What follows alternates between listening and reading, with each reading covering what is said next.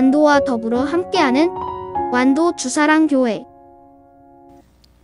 오늘 우리에게 주신 하나님 말씀은 창세기 20장 1절에서 18절까지 말씀입니다. 제가 가진 성경으로 구약 25페이지 창세기 20장 1절에서 18절까지 말씀, 우리 하나님 말씀을 한 절씩 교독해서 읽겠습니다. 아브라함이 거기서 네게부 땅으로 옮겨가 가데스와 술 사이 그랄에 거류하며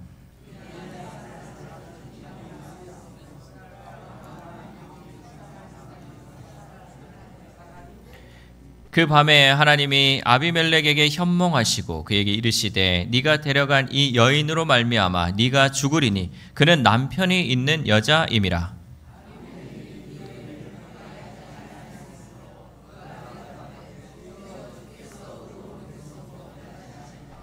그가 나에게 이는 내 누이라고 하지 아니하였나이까. 그 여인도 그는 내 오랍이라 하였사오니 나는 온전한 마음과 깨끗한 손으로 이렇게 하였나이다.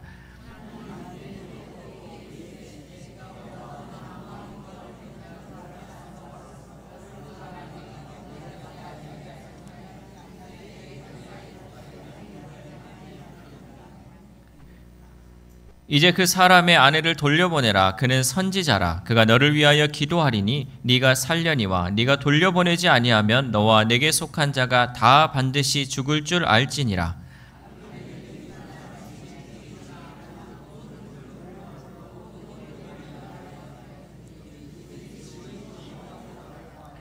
아비멜렉이 아브라함을 불러서 그에게 이르되 네가 어찌하여 우리에게 이렇게 하느냐? 내가 무슨 죄를 네게 범하였기에 네가 나와 내 나라가 큰 죄에 빠질 뻔하게 하였느냐? 네가 합당하지 아니한 일을 내게 행하였도다 하고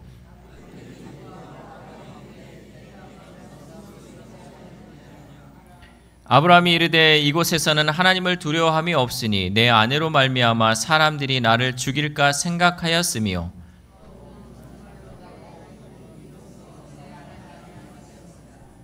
하나님이 나를 내 아버지의 집을 떠나 두루 다니게 하실 때 내가 아내에게 말하기를 이후로 우리의 가는 곳마다 그대는 나를 그대의 오랍이라 하라. 이것이 그대가 내게 베풀 은혜라 하였었노라.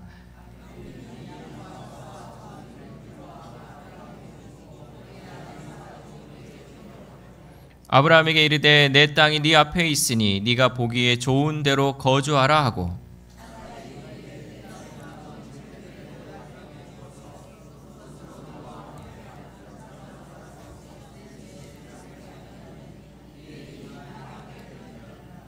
아브라함이 하나님께 기도하며 하나님이 아비멜렉과 그의 아내와 여종을 치료하사 출산하게 하셨으니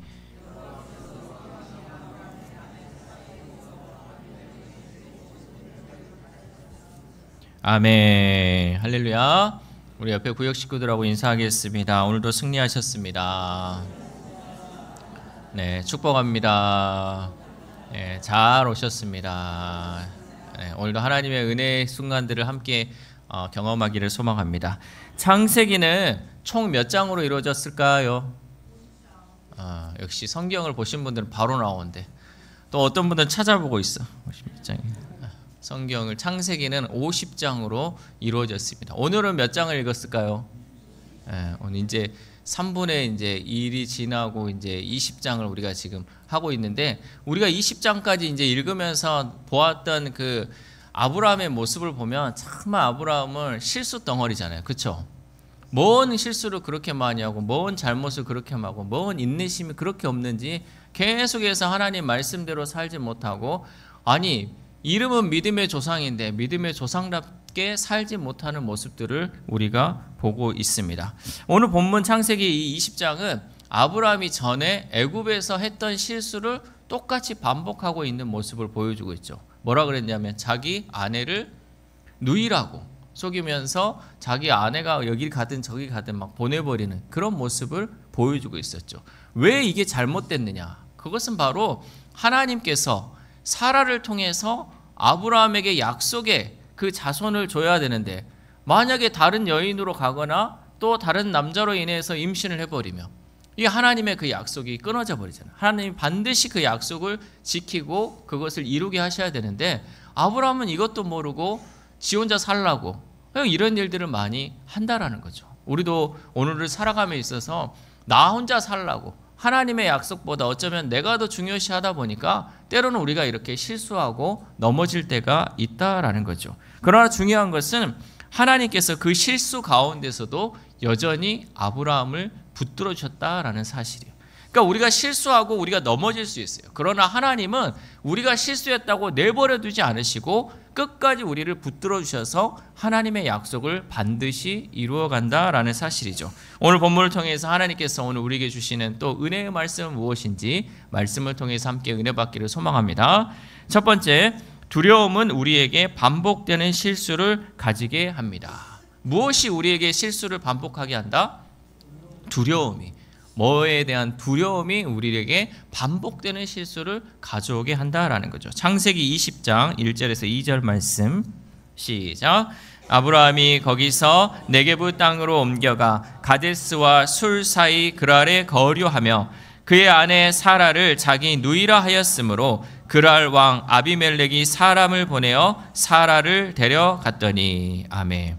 아브라함은 그랄 땅에 거주하면서 사라를 뭐라고 속였어요?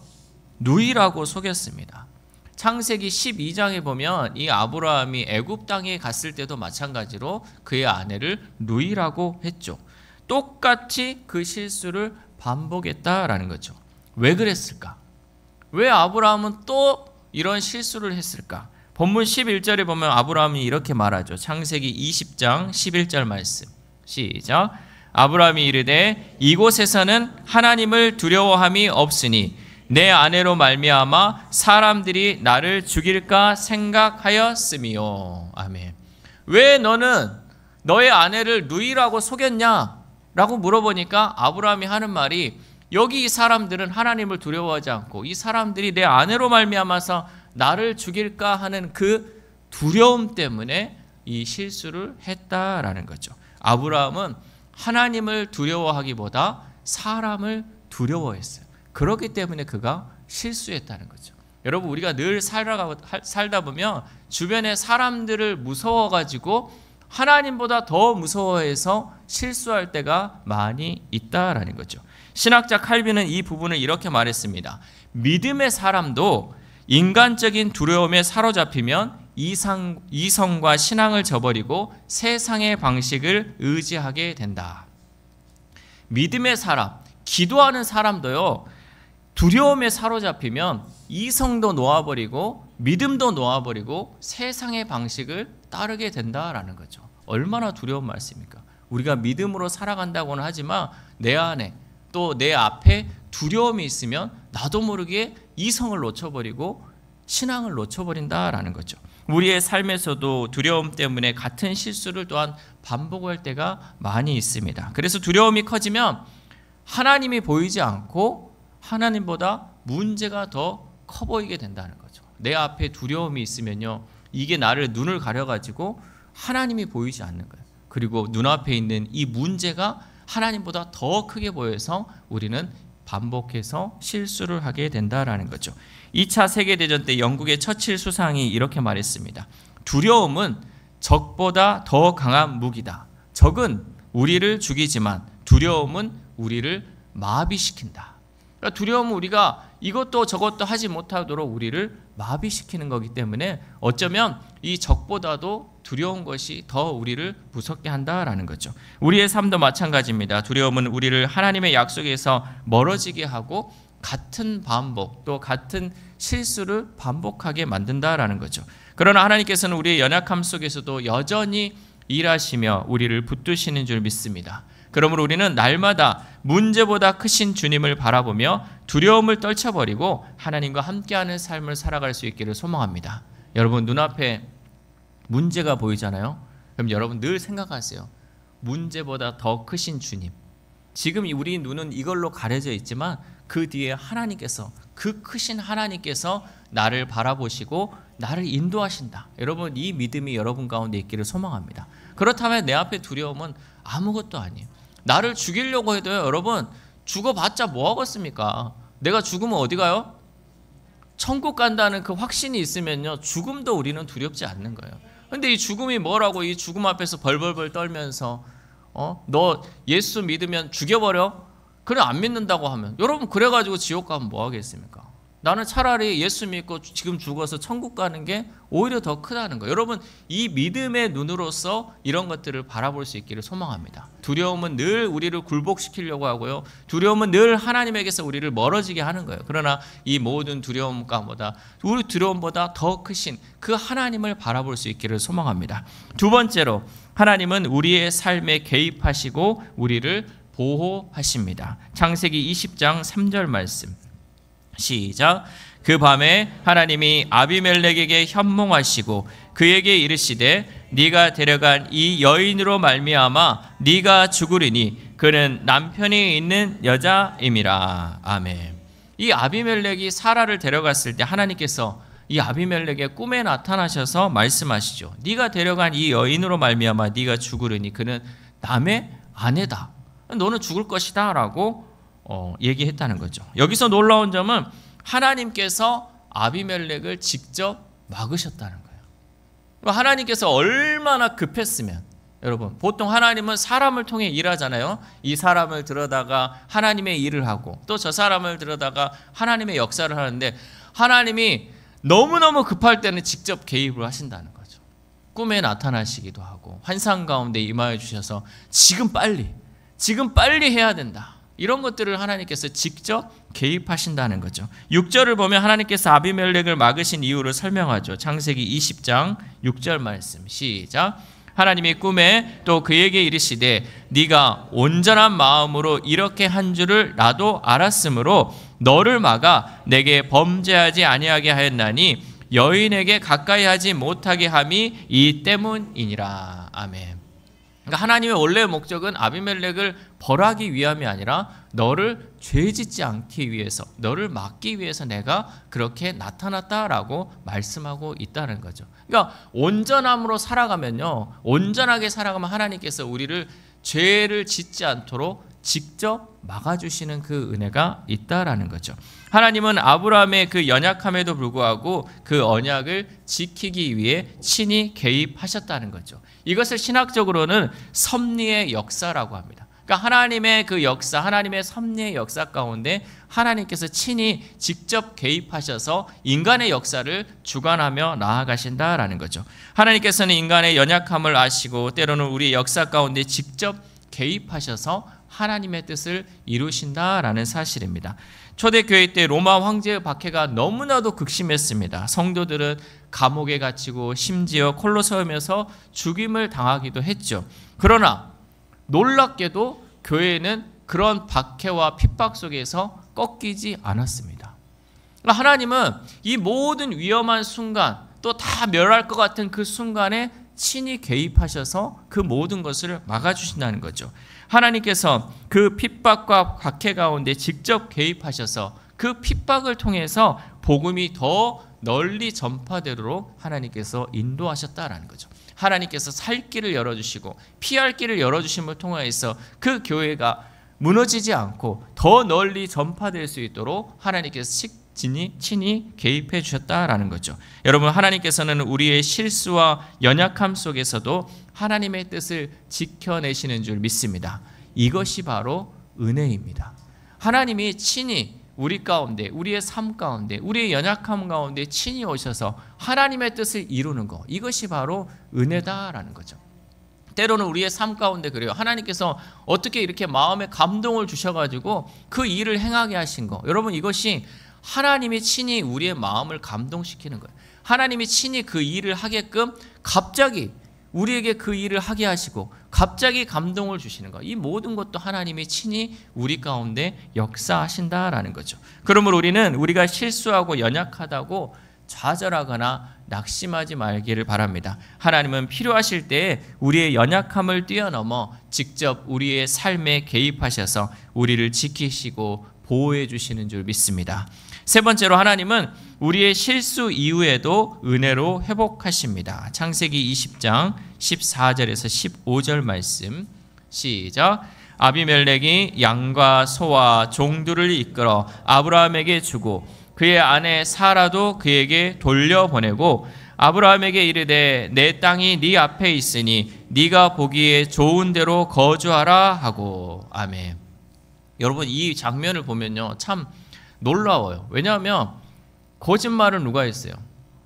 아브라함이 했어요. 잘못은 아브라함이 했는데 의외로 아비멜렉이 아브라함에게 선물을 주고 땅을 주고 여기 더 좋은 이제 보물들을 막 주는 모습을 보는 거죠. 하나님께서는 이 분명히 잘못은 아브라함이 했지만 아브라함을 탓하거나 지적하지 않고 오히려 아비멜렉을 통해서 아브라함을 더 높이게 하는 그 역사를 보게 된다라는 거죠. 그래서 그 아비멜렉은 사라를 돌려보내며 많은 재물을 주고 또 아브라함에게 기도까지 부탁합니다. 창세기 20장 17절에서 18절 말씀 시작. 아브라함이 하나님께 기도하매 하나님이 아비멜렉과 그의 아내와 여종을 치료하사 출산하게 하셨으니 여호와께서 이왕에 아브라함의 아내 사라의 일로 아비멜렉의 집의 모든 태를 닫으셨음이더라. 아멘. 이렇게 아브라함이 하나님께 기도하자 하나님은 아비멜렉과 그의 아내와 여종을 치료하셔서 출산하는 은혜를 주셨다라는 사실이죠. 근데 그들이 출산하지 못했던 그 이유는 하나님께서 이 아비멜렉의 태를 모두 닫으셨다는 거죠.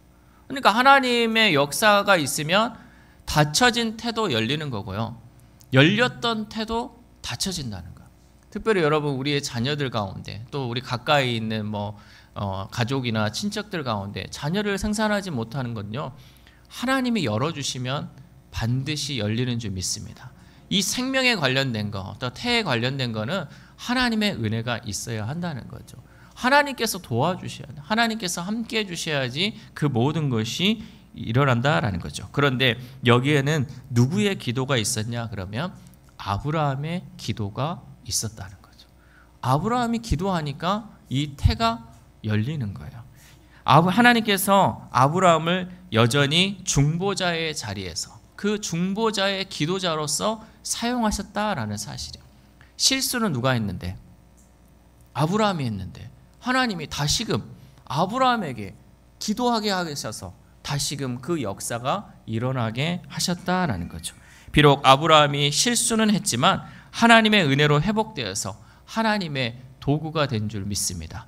여러분 우리가 때로 생각할 때 이러잖아요. 내가 실수도 많이 하고 내가 잘못도 많이 해가지고 이제 하나님 앞에 볼 면목도 없어요. 그런데 하나님은요 그런 나를 그런 우리를 고치셔서 다시금 하나님의 일을 감당할 수 있게 해주신다라는 사실. 여러분 이것이 은혜예요. 우리가 실수하고 잘못하면 세상 가운데는 뭐예요? 범죄잖아. 또 너는 잘못한 사람이니까 다시는 이런 거 못해 라고 우리를 외면해버리죠. 그러나 하나님은 고쳐 쓰신다니까요. 다시 쓰신다니까요. 하나님은 우리를 다시금 회복시켜서 하나님의 일을 감당하는 도구로 세워주신다라는 사실이죠. 이것이 나중에 신약에 있어서 베드로에게도 똑같은 하나님의 또 주님의 은혜가 있다는 거죠. 베드로는 예수님을 3번이나 부인했지만 부활하신 주님은 그를 다시 불러 세우셨죠. 요한복음 21장 17절 말씀 시작. 3번째 가라사대 요한의 아들 시몬아 네가 나를 사랑하느냐 하시니 주께서 3번째 네가 나를 사랑하느냐 하심으로 베드로가 근심하여 가로되 주여 모든 것을 아시오매 내가 주를 사랑하는 줄을 주께서 아시나이다. 예수께서 가라사대 내 양을 먹이라. 아멘. 여러분 입장을 바꿔놓고 생각해 보세요. 3번이나 부인해가지고 그것도 수제자라는 놈이 부인해가지고 가버렸는데 예수님께서 다시금 회복시켜 주시고 그 다음에는 내 양을 먹이라고 사명을 주셨다는 거죠. 여러분 그럴 수 있겠습니까? 나를 배신하고 간 사람을 다시 은혜의 자리로 불러가지고 내가 했던 그 일을 맡길 수 있겠습니까? 그러나 예수님 하나님은 우리를 다시금 고치셔서 회복시켜 주신 줄 믿습니다. 베드로가 3번 부인했기에 예수님은 3번 그에게 질문함을 통하여서 네가 나를 사랑하느냐? 네가 나를 사랑하느냐? 네가 정말로 나를 사랑하느냐? 예, 주님 그렇습니다.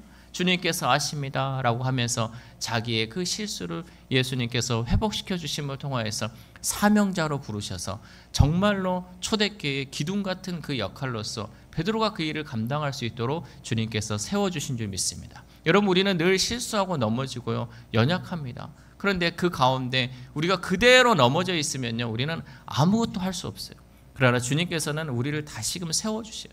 다시금 세워주셔서 우리를 연약하지만 우리를 붙들어 주심을 통하여서 주의 일을 잘 감당할 수 있도록 세워주시는 줄 믿습니다.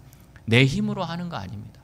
여러분, 내 힘으로 하는 사람은요 넘어지고요 절대 돌아오지 않아요. 그러나 내 힘으로 하지 않는 사람, 주님을 의지하는 사람은요 주께서 붙들어 주시고 힘 주시고 능력 주셔서 주의 일을 감당할 수 있게 하시는 줄 믿습니다. 이렇게 실수 이후에도 하나님의 은혜로 다시 회복되고 사용되는 삶, 이것이 바로 우리가 걸어가는 믿음의 길인 줄 믿습니다. 그러면 여러분, 내가 실수 좀 했다고, 내가 좀 연약했다고 여러분 낙심하지 마세요. 하나님은 우리를 다시금 회복시키셔서 그 믿음의 길을 계속해서 걸어갈 수 있도록 우리를 인도해 주시는 줄 믿습니다. 사랑하는 우리 사랑교회 성도 여러분, 오늘 본문에서 우리는 실수 가운데서도 붙드시는 하나님의 은혜를 살펴보았습니다. 먼저는 우리가 왜 이렇게 실수를 계속할까?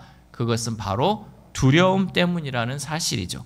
우리는 문제보다 크고 두려움보다 크신 하나님을 봐야 하는데 하나님을 바라보지 못하고 두려워하기 때문에 반복되는 실수를 한다라는 사실이죠. 그런데 그러한 반복되는 실수 가운데서도 하나님은 우리를 버려두지 않으시고 직접 개입하셔서 우리를 보호하신다라는 사실입니다. 하나님은 사람을 통해 일하시지만 필요에 따라서는 우리가 살아가는 역사 가운데 직접 개입하셔서 우리를 보호하시고 인도하시는 줄 믿습니다. 마지막으로 하나님은 우리가 실수해서 낙심하고 있을지라도 우리를 은혜로 회복시키셔서 다시 사용하신다는 사실이죠. 그러므로 우리는 그 하나님을 신뢰하며 그 하나님을 의지해야 할 줄 믿습니다. 비록 우리가 부족해서 항상 실수하고 반복되는 죄를 거듭한다 할지라도 하나님께서는 우리를 회복시키시고 다시 은혜 주셔서 하나님의 자녀로서, 하나님의 일꾼으로서 다시 일어서게 하신다는 그 사실을 잊지 마시기를 바랍니다. 여러분, 우리의 인생에도 넘어짐이 있습니다. 한두 번 넘어지는 게 아니죠. 자주 넘어집니다. 때로는 두려움 때문에 잘못된 선택을 하기도 하고 반복된 실수로 인해 낙심할 때도 있습니다. 그러나 기억하십시오.